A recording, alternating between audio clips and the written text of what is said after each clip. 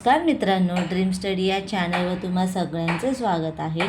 आज आपण बालमानसशास्त्र व अध्यापनशास्त्र या विषयातील काही प्रश्न बघणार आहोत, जे की आपल्याला आता येणाऱ्या TET परीक्षेसाठी अत्यंत उपयुक्त आहे।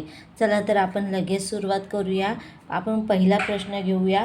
बहुआयामी बुद्धिमत्ता सिद्धांत ह्यांनी मांडला। तर यामध्ये 4 ऑप्शन दिलेले आहेत, गार्डनर, थॉमसन, गिलफोर्ड, गोलमन। तर याचं बरोबर उत्तर आहे पर्याय क्रमांक 3 गिलफोर्ड।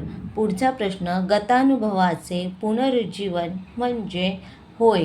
बघा 4 पर्याय दिले आहेत, बरोबर उत्तर स्मरण, पर्याय क्रमांक 3 स्मरण।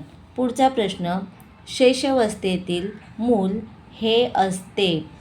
तर यामध्ये बरोबर उत्तर आहे 1 आत्मकेंद्रित। बरोबर उत्तर पर्याय क्रमांक 1 आत्मकेंद्रित।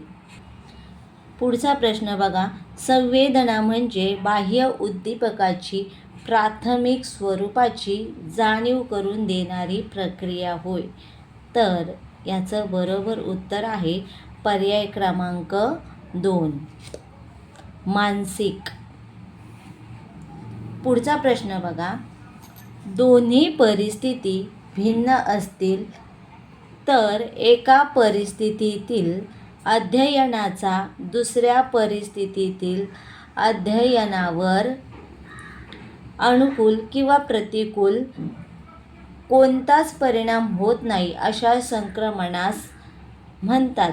तर याचं बरोबर उत्तर आहे पर्याय क्रमांक 2 ऋण संकल्प।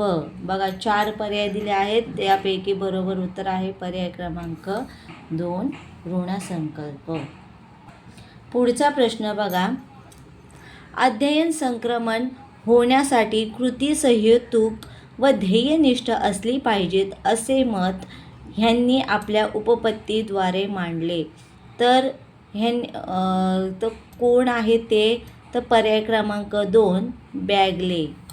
आपला अचूक उत्तर आहे बॅगले ह्यांनी या उपपत्तीद्वारे मांडलेले आहे। पुढचा प्रश्न बघा, बालकाच्या आवडीनिवडी अवस्थेत निश्चित होतात। तर कोणत्या अवस्थेत आवडीनिवडी निश्चित होतात? तर बघा किशोर वयामध्ये त्यांच्या आवडीनिवडी ह्या ज्या आहेत त्या निश्चित होतात।